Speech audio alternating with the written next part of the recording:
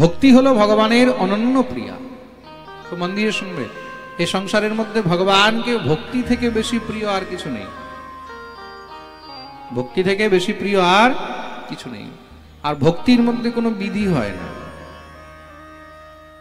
ভক্তির মধ্যে কোনো বিধান হয় না, ভক্তির মধ্যে কোনো বিধি হয় না, ভক্তির মধ্যে কোনো নিয়ম হয় না। তাহলে ভক্তি কেমন? বলে ভক্তি হলো বাউন্ডারিলেস। ভক্তির কোনো সীমা নেই, ভক্তি কোনো জিনিসে আবদ্ধ নেই, ভক্তি হলো স্বতন্ত্র। মুক্তির একটি বাউন্ডারি আছে, মুক্তির একটি সীমা আছে। এই সীমার বাইরে গেলে মুক্তি পাবে না, এই সীমার বাইরে গেলে মুক্তি পাবে না। মুক্তি হ্যাভ দ্য বাউন্ডেশনস, বাট ভক্তি হ্যাভ নো বাউন্ডেশনস। ভক্তি হলো একদম ফ্রি, ভগবান তাকে একদম ফ্রি করে রেখেছেন। ভক্তি কোনো বন্ধনে নেই, ভক্তির মধ্যে কোনো সীমা নেই, ভক্তির কোনো বিধি নেই, ভক্তির কোনো বিধান নেই। ভক্তি যেইভাবেই হোক সেইভাবেই শ্রেষ্ঠ। মন দিয়ে শুনবে, ভক্তি যেইভাবেই হোক সেইভাবেই শ্রেষ্ঠ। ভক্তির না কোনো জাতি হয়, না ভক্তির কোনো রূপ হয়। যার মধ্যে যেইভাবে ভক্তি, সে সেইভাবেই ভগবানকে ভজন করতে পারে। প্রেম সে বলো। কিন্তু ভক্তি প্রদর্শনের জিনিস নয়। কেন? ভক্তি হলো গোবিন্দের প্রিয়া, গোবিন্দের প্রিয়া। আর কেমন প্রিয়া? বলে সততম প্রাণতোধিকা, প্রাণের থেকেও বেশি প্রিয়। তা প্রাণ কোথায় থাকে? উপরে থাকে না ভিতরে থাকে? জোরে বলো।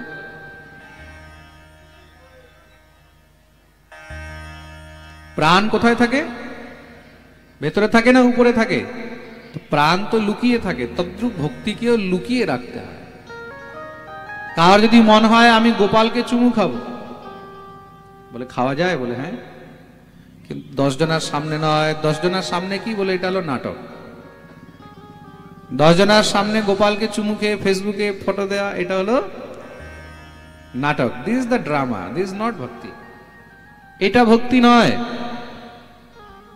মন দিয়ে শুনবে, এটা ভক্তি নয়। ভক্তি হলো লুকিয়ে রাখার জিনিস, অন্তরে। ভক্তি কি?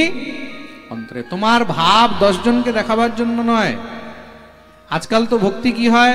ভক্তি আজকাল ফেসবুকে রিলস হয়। ফেসবুকে রিলস হলো ভক্তি। প্রেম সে বলো, তাই তো? আজকাল ভক্তি প্রদর্শনের বিষয় হয়ে গেছে, ভক্তি প্রদর্শনের নয়। ভক্তি হলো অন্তরের বস্তু। তোমার অন্তরে যদি ভক্তি আছে, ভাব আছে, ভগবান তবেই তোমার উপরে কৃপা করবে। বাহ্য ভক্তি কোনো কাজের নয়। এই বাহ্যিক প্রদর্শনী ভক্তি দিয়ে ভগবানের কখনো মন গলে না। প্রেম সে বলো। ভক্তির প্রদর্শন করলে ভগবানের মন গলে না। ভগবানের মন তখনই গলে যখন অন্তর থেকে গোবিন্দের জন্য ভাব আসে, ভক্তি আসে। ভক্তির কোনো সীমা নেই, কোনো বিধি নেই। ভক্তি হলো বিধিহীন। মন দিয়ে শুনবে, হ্যাঁ, ভক্তি হলো বিধিহীন, যেখানে সব নিয়ম শেষ হয়ে যায়, সব শৃঙ্খলা শেষ হয়ে যায়, সেখান থেকে ভক্তি শুরু হয়। প্রেম সে বলো।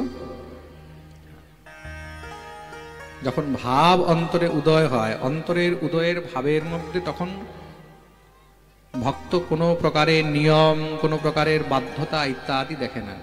তখন কিভাবে আমি গোবিন্দের জন্য কি করতে পারবো, একমাত্র তার উদ্দেশ্য শুধু সেটাই থাকে। আর ভক্তি যেইভাবেই হোক, যদি গোবিন্দের প্রতি নিশ্চল ভাবে হয়, সেটাই হলো শ্রেষ্ঠ। ভক্তির মধ্যে কোনো স্বার্থ থাকবে না। ভক্তি হলো নিঃস্বার্থ, একদম শুধু গোবিন্দের জন্য।